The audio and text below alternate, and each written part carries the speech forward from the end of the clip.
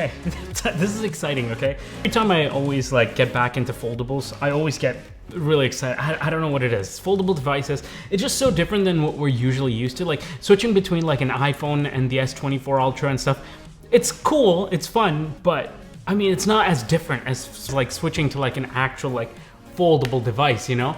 Like this, I don't know, it's just something a little bit special.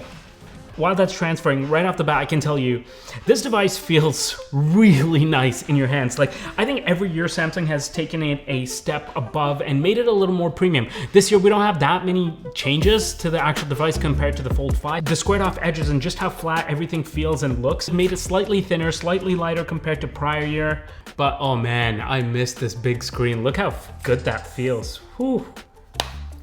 Also, I like that the bezel, like the sides and everything, are all matte finish. Last year with the Fold 5, we had glossy bezels, which I think the matte gives it a little bit more of a premium look and feel. I know it's cliche to keep saying that, but it does feel richer. Like, I mean, the device, it is what it is. In terms of color, this one is a nice color. I think the silver shadow is the most professional looking color, very similar to the iPhone. However, if you do want to see a quick color comparison with the Fold 6, I did compare all of the colors at the Samsung event, so I'll have that video linked somewhere up here. You can check that out after this video. Now, actually, my initial thoughts were this whole side here were titanium, but it looks like it's not. It's something called enhanced aluminum. It's basically aluminum. I think the titanium would have made this a little bit lighter, but that being said, like, they're saying that this is just 239 grams now versus the S24 Ultra is like 232 grams. So we're not too far off from like this. So the phone doesn't feel like crazy heavy. The phone is also a little bit thinner from prior year compared to the Fold 5, but all in all, they've just done slight improvements. Like the front screen, now the front screen has been a big complaint for me and a lot of people, right? It's just a little bit too narrow for me to like typing something in chat. Like,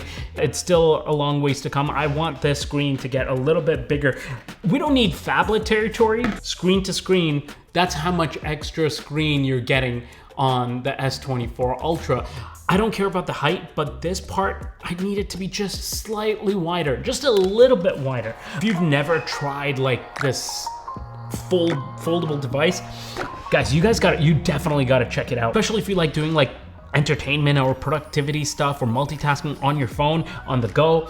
This is gonna be a game changer for you. Now, if you're interested in picking one up, I'll have it linked in the description down below. These phones are like $100 more expensive now compared to prior, so they have gone up in price a little bit, but with the offers that you're getting right now, so like the link down below is gonna give you nearly $1,200 worth of trade-in offers, another $100 off Samsung bonus. Also, you get double the storage for free. These are offers that are not gonna last long, so if you are thinking about picking this phone up, then definitely check out that link down below. But I think the biggest gripe that I have with this actual phone is the fact that there's no SPen included in here. Like, I loved that with my S24 Ultra. This phone is bulky and it's quite thick as it is, so having like an SPen coming out of here would be so much better than putting on another case and making this even bulkier and thicker just to get an SPen support. Because of that, I don't use SPen on this. Other stuff I want to talk about as well, like the screen, the crease, the cameras and stuff like that, but I gotta head out, so maybe we'll just take this phone with me and you guys can come along.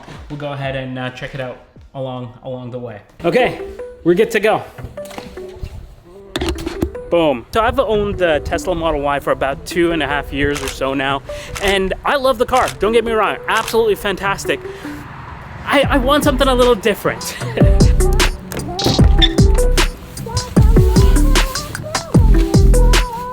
But you know what else I don't miss? Of course, there's a price to everything, is what I'm about to just do right now.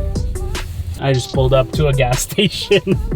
This is after 2 years of not filling up gas. First time filling up gas in the gas station. I just got this Palisade very recently because of the new addition to the family. So here we go.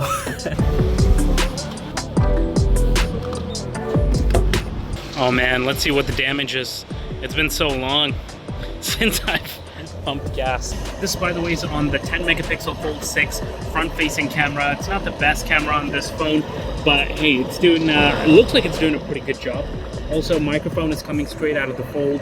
Don't think it's gonna sound that well, but let's see. Goodness gracious, $103 to fill up. Oh my goodness, wow.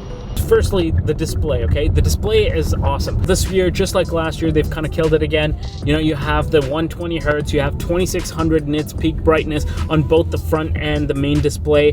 I mean, I think they're doing a great job there. Now, in terms of the crease, I don't know why people complain about the crease. The crease doesn't bother me like at all. The crease is, you know, when you're using the phone, you're most of the time using it like head first, or you have content playing on it. The crease is only evident or noticeable when you don't have anything playing on it, the screen's turned off, and you're looking at it from like a weird angle or something like that, or there's like light hitting off of it in a way. So anybody who says they have a problem with the crease haven't actually used the phone for a long time. The other thing I wanted to mention was the Snapdragon 8 Gen 3 chip. I've been using the S24 Ultra for several months now, almost 6 months now, and absolutely no issues. That chip is a beast, no lags, no crashes, nothing of that sort. And even after months and months of usage, still, I mean, everything is super smooth. So I expect nothing less of that with the Fold 6 as well. All right, lads, we're here.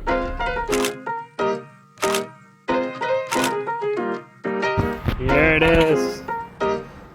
Okay, this is it. This is the M3 that we're looking at.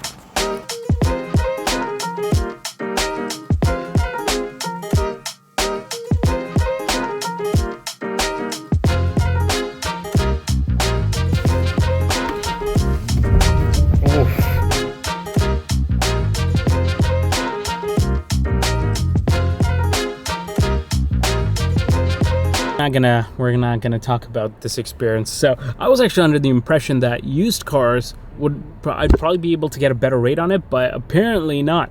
Apparently it's better to buy brand new if you're gonna lease, because they're able to give me like more than 10 times better rate. So as much as I love that car, this one's off the menu, boys. All right, back to the Civic, you know.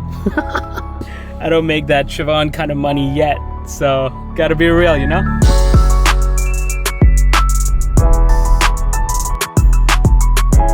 The SIM card's also been giving me some issues randomly, so I gotta take that out and figure out what to do with that. I can't even use the phone right now. Oh man, do you see that? That thing's gotta go. I'm trying to sell it. But on the brighter side, hopefully use those funds to pay off this thing, which depreciated like a brick. This Tesla's like messed me up, man.